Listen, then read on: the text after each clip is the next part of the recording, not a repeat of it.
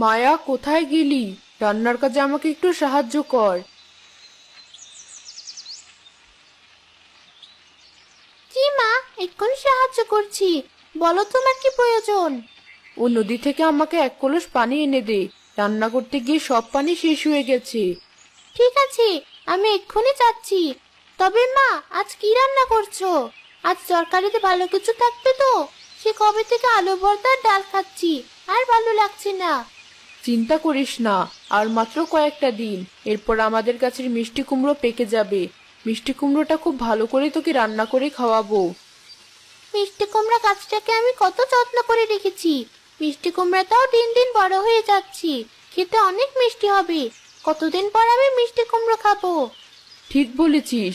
এখন যা তাড়াতাড়ি, তোর বাবা আবার চলে আসবে। মায়া তার দরিদ্র বাবা মায়ের সাথে গ্রামের এক ছোট্ট কোণে বাস করত।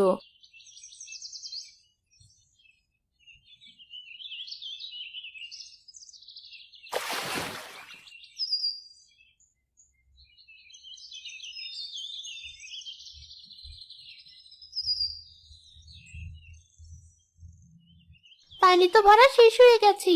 এখন মায়ের কাছে যাওয়ার আগে একটু বাড়ির পিছনে কুমড়ো গাছটা দেখে আসি। আজকে সারাদিন একবারও কুমড়োটাকে দেখা হয়নি।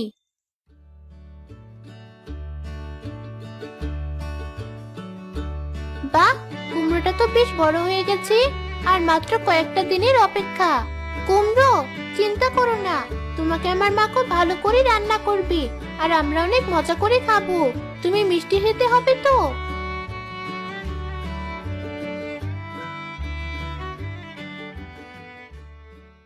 আমার মেয়ে কোথায়? মেয়েটাকে তো দেখছি না। ও কি এখনো খেলা শেষ করে বাড়ি ফিরলো না? আরে, আমি একটু নদীর পাড়ে পাঠিয়েছিলাম পানি আনার জন্য।